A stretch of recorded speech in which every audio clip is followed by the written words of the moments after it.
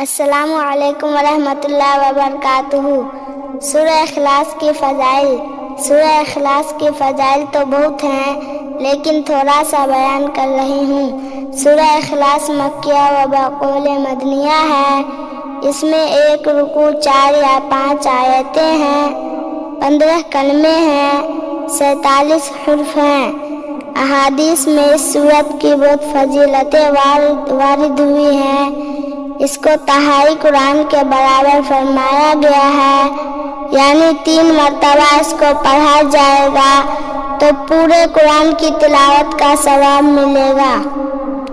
ایک شخص نے سید عالم صلی اللہ تعالی علیہ وسلم سے عرض کیا کہ مجھے اس سورت سے بہت محبت ہے۔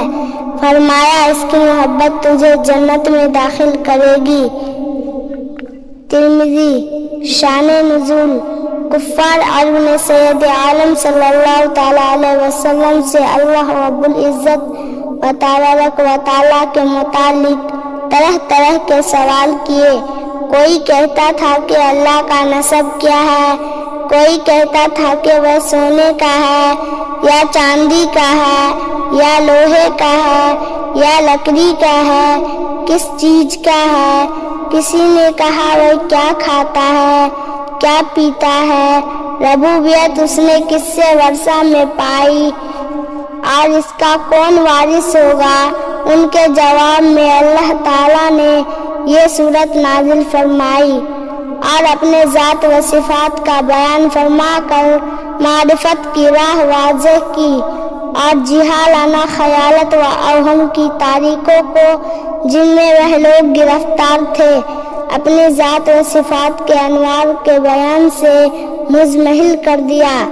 ربوبیت و الوہیت میں صفات عظمت و کمال کے ساتھ موصوف ہے، مثلاً وہ نظیر و شبہ سے پاک ہے، اس کا کوئی شریک نہیں، ہر چیز سے نہ کھائے نہ پیے، وہ ہمیشہ سے ہے اور ہمیشہ رہے گا، کیونکہ کوئی اس کا مجانس نہیں، کیونکہ وہ قدیم ہے، پیدا ہونا احادیث کی شان ہے، یعنی کوئی اس کا ہمسایہ عادل نہیں۔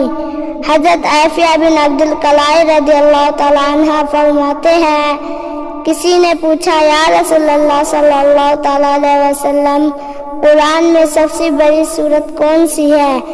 ارشاد فرمایا سورہ اخلاص ہے۔ اس سورت کی چند آیتوں میں عالم الحیات کے نفیس و اعلیٰ مطالب بیان فرما دیے گئے ہیں، جن کی تفصیلات سے کتب خانے کے کتب خانے لبریز ہو جائیں۔ اعوذ باللہ من الشیطان الرجیم۔ میں پناہ چاہتی ہوں شیطان مردود سے۔ بسم اللہ الرحمن الرحیم۔ اللہ کے نام سے شروع جو نہایت ہی مہربان رحم والا ہے۔